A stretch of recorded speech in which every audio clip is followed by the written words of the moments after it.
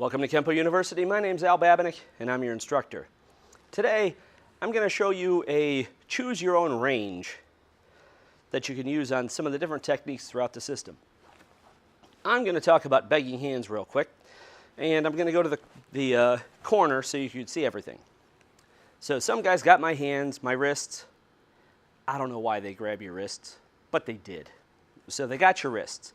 You're going to take your step back, pull your hands out, and I drew to my cat stance. My hands are on top, and just to let you know, in the manual, it never says anything about counter grabbing, okay? It's not that you couldn't, but the technique's not going to work the right way if you do. So if you always counter grab here, you might want to think 2 times about that first. So, but from here, I took a step back, I catted back. I'm going to do a right front snap kick to the groin. Now I have 3 things I could do after that. I could kick, I could plant to the front in my twist stance. My hands are still up. I get my second kick and my torquing palms in there, okay? I could kick and plant down, or I could kick and plant back to another cat stance, all right?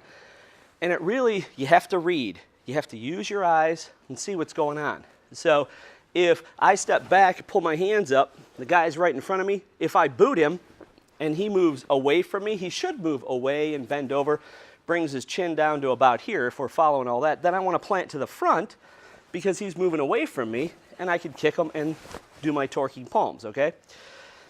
If maybe he didn't move as much as I wanted him to, when my hands are down here, I take my step back, I pull my hands out, and then when I kick him, he doesn't really move as much as I want. So I boot him, and he's right there. So I'll put my foot down right next to me, boot him in the chin, and then do my torquing palms.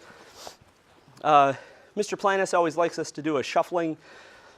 The shuffle on the torquing palms leads into a right front kick because you're just blowing the guy away. So if you're a Mr. Planis follower, you'll probably want to do that front kick in there. The last version, I'm down like this. The guy's got my wrist for some odd reason. I take my step back. I pull my hands out. But when I step back and pull my hands, man, he had a death grip on me.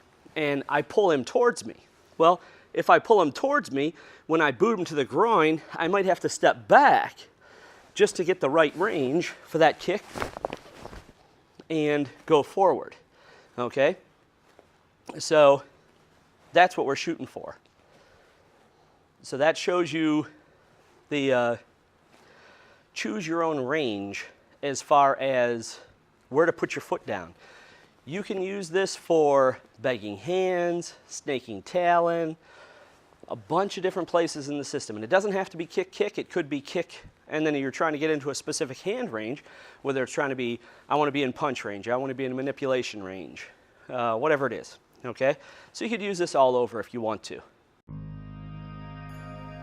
Thank you for watching this video production from Kenpo University.